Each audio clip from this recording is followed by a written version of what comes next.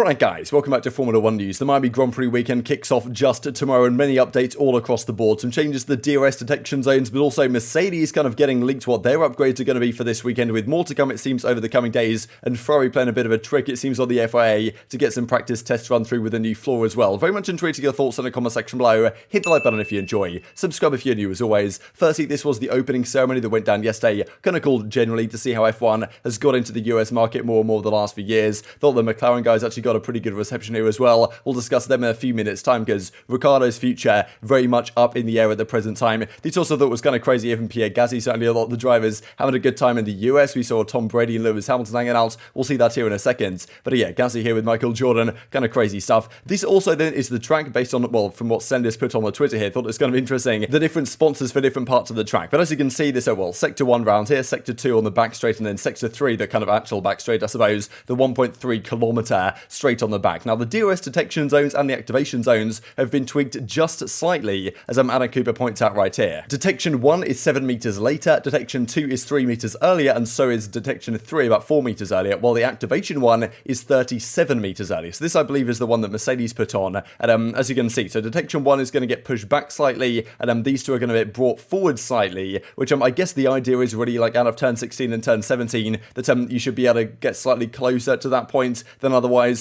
Not really sure why this change is necessary, but you know, maybe they think it's going to be slightly better. Also, this kind of back straight Sector 2, very reminiscent, I think, of the Saudi Arabian back straight, really, where, you know, of course, it's kind of curving around the corner, but you're now going to get DRS about 40 meters earlier, so pretty much right after turn 9 finishes, I believe, you get DRS all the way through turn 10, round to turn 11, then you've got this tricky kind of, well, section at the end of Sector 2, and then into Sector 3, which is basically just a straight in a braking zone. Now, this is what it looks like, actually, from kind of an onboard perspective. This is Charles Leclerc in the new game that F1 2022 or whatever EA are making, and this is the hot lap that he did in the game. So this is the start-finish straight, down here on the left-hand side, relatively short start-finish straight. There is going to be DRS on this straight as well, so maybe there's a move that could go down into turn 1. Like, it's an interesting kind of a sweeping first sector, really going to be difficult to make too many moves happen outside of really into that first corner, possibly. And anyway, sweeps down to the right. There's a possibility here, actually, after this kind of, you know, sweeping corners again, that in this corner here, that maybe someone could dive down the inside, because you have to go very wide on this corner if you want to take this, the apex nicely. So maybe someone could barge down the inside here and try and make something happen. But this now goes into the kind of the further corners on the, well, first straight of the two, not really a straight. And then after turn 9, at this point, you're going to get DRS all the way down here, past turn 10, like down the back straight as well, I think. So you're going to get DRS all of this section. Then a very kind of technical end to Sector 2, as we just kind of discussed, when you're kind of flying around this corner right here. Some really tight corners, actually. Like, I mean, look at this one. You go over the top here, and then bank around to the right-hand side, and there's kind of one final turn into this monster long back straight. This is relatively wide. There is going to be some options here to maybe overtake, throw it down the insides. So, look, we'll see. But basically, the entire Sector 3 is just that straight and then the braking zone. So, interesting stuff. I thought the onboards here, and then a couple more corners back onto the main straight. This was also mentioned here by Adam Cooper. I thought was kind of interesting that instead of kind of a sweeping entry to the pit lane, they've got this chicane right before the pit lane, which I'm definitely, like, people could end up in the wall here. There's no doubt, especially if it rains, as it might well do on Sunday, at least based on the current forecast and stuff. Like, this could potentially catch someone out. So, they've probably done this to try and make a pit entry slower, but still, definitely there's potential for disaster, as we've seen over the last couple of years. Let's dive into some of the updates the teams are trying to bring through. This was kind of noticed here by Motorsport, that the Red Bull guys have this kind of ice skate solution, they reckon, at the bottom here to deal with their porpoising, and of course that's really the issue that all the other top teams, the Mercedes and the Ferrari, for example, are trying to deal with at the present time. Christian Horner also mentions kind of upgrades that they might bring through, because of course they brought some relatively significant upgrades to Imola. That seemed to make the car a fair bit better. They were about 4 kilograms lighter, and also changed a few aerodynamic things, but it seemed like the car was much better in Imola than it was, let's say, in Australia just a couple of weeks prior. And as Horner says, we always try and bring something, but this year with the budget cap, it's a bit tricky. We had a good result in Imola, of course, the best possible result, to be honest, so we're trying to keep that momentum going. So probably saying, like, we're trying to bring something, but we're not going to bring all that much this weekend. Maybe more to come in Barcelona and the like of that one. But also, of course, the Mercedes guys, and this I thought was kind of funny here with Hamilton and Tom Brady hanging out, and as he kind of said at the end of this, I've got to win something, right? So, like, obviously he's having a tough time right now in the car at the moment. Now, this was actually noticed, the kind of front wing, it looks a little bit different, basically like a lower downforce model, because we've seen the track, right? There's a lot of just flat out running, so like probably a lower downforce setup is going to be preferable this weekend, especially for Mercedes. The initial discussion was that this was a new front wing, but apparently, like, it's not actually a new front wing, it's just like a slight change of the kind of the flap setups here on the front wing, that actually, like, it's basically the same front wing, but they've just slightly tweaked how it looks to have a lower downforce model. So that might be what's going on here, but still some plenty of talk about this. Albert Fabrega actually reckons that was the case, right? They've kind of just changed how it looks, right? The front wing is basically the same, but they've just moved things around. Of course, like today is Thursday. Tomorrow on Friday, that might be where we start to see these experimentations that they have been promising, but also they're bringing some weight reductions in as well. So a 3 kilogram weight reduction. We saw what Red Bull did, we believe at least what they say they did, or what the rumours were. In Imola was a 4 kilogram weight reduction. They believe there's more to come. Mercedes also bringing a pretty similar reduction here. So this probably isn't going to have a huge impact on lap time, but obviously anything you can save is going to be good. Of course, Hamilton's also been running this kind of like extra sensors on his car and stuff that's been adding to the weight as well. So maybe they take them off and it gets even lighter, because I think he's been running like an extra 1.5 kilograms or something of sensors the last few races. Sensors that usually I think the teams would want to run anyway, but like they can't really afford to do it this season because the cars are so heavy. So maybe this reduction will help them. But of course, mainly the discussion has been these kind of, well, several directions that they reckon they can experiment with this weekend. So we imagine they're going to have a fair few new parts to try out in practice on Friday and just see if anything works, to be honest. If anything reduces their porpoising, if anything makes the car look a bit better or a bit quicker, then they can kind of like focus in fully on that direction going into Barcelona and beyond. But the weight reduction as well may well help them trend in that direction. Now, Ferrari also have some ideas what they want to do. They want to bring in a new floor at some point, some tweaks, because they've got also like aero issues that are affecting them to a degree. The bouncing on the straights is not ideal for them. Pretty much the only team that doesn't seem too much affected with it is the Red Bull, at least of the top dogs and the front runners. Now, apparently they're going to bring some more upgrades coming through to, of course, keep Charles Leclerc at the top of the pile, which might not last for all that much longer if Red Bull continue the dominance that we saw, of course, in Imola. Now, rather interestingly, their Pirelli tyre test they did after Imola, we saw some of the like engine issues it almost seemed like they were having there, and Carlos Sainz's bad luck was continuing with his car kind of exploding, but apparently they were testing a new floor. There seems to be a regulation involved here. Well, if they've used the floor before, so apparently the floor was first trialled very briefly by Charles Leclerc in practice back in Australia, and therefore Ferrari can bolt it on again for the Pirelli test per the regulations. So they managed to kind of use it briefly on Australia, nobody really noticed, and now they get to do a lot of laps with it on the Pirelli tyre testing after Imola to get some good feedback and some good experience. I think the way it's changing is not much. They're just adding a slight extra thing here to the flooring, which they believe is going to take the airflow slightly in the right direction, right? So we shall see how this turns out, if it works out well for them at all. But yeah, Mercedes bringing some upgrades, Ferrari bringing some upgrades, maybe not here, but certainly going forwards. Red Bull, of course, they're probably going to hope that their car kind of hangs on. And it is rather interesting because Ferrari had a similar idea going into Imola. They said, okay, we're not really going to bring anything. Our car's the best right now. We just dominated Australia, or at least Charles Leclerc did. Therefore, we should be good.